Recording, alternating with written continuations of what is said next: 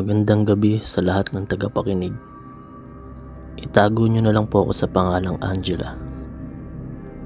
Ito po ang kwento ng lola ko na kinuha ng engkanto. Bata pa lang daw ang ate ng lola ko nang may mga kalalakihan ang bumibisita sa labas ng bahay nila. At minsan pa daw ay sumisilip ang mga ito sa butas ng dingding nila.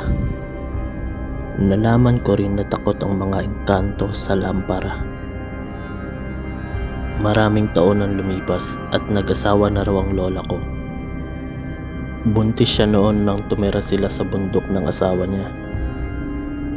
Sila daw mula noon yung nagbabantay ng mga kalabaw.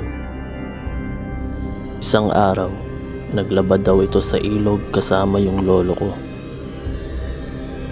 Umalis daw muna yung lolo ko, pero pagbalik niya doon sa ilog, wala na doon yung lola ko.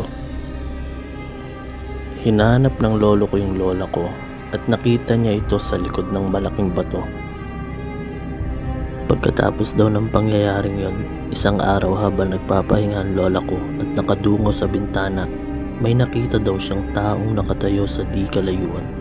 Parang nawiwirduhan siya kasi nakatitig talaga patungo sa kanya, kaya tinawag niya yung lolo ko. Tinanong niya yung lolo ko kung nakikita niya ba itong taong nakatingin sa kanila, pero ang sabi ng lolo ko hindi raw. Nung panahong nagbubuntis ang lola ko, binabalikan na naman siya ng engkanto. Isang araw nagkasakit siya at sinugod sa ospital. Alam ng lahat ng nangyayari.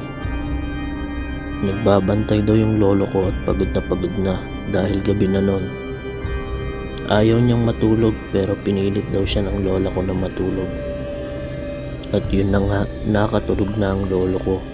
Ang hindi niya alam, paraan lamang yun ng engkanto dahil kukunin na pala nila ang lola ko.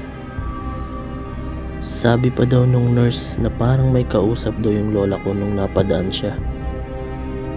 Siguro daw ay ayos na ang nararamdaman nito. Pero nung sumilip siya, nakakita daw siya ng mga taong nakaputi ang damit.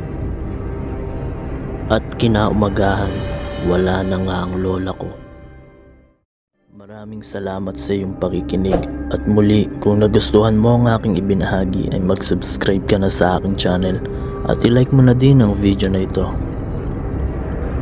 Hanggang sa susunod na lang sa ating mga kwentong kababalaghan.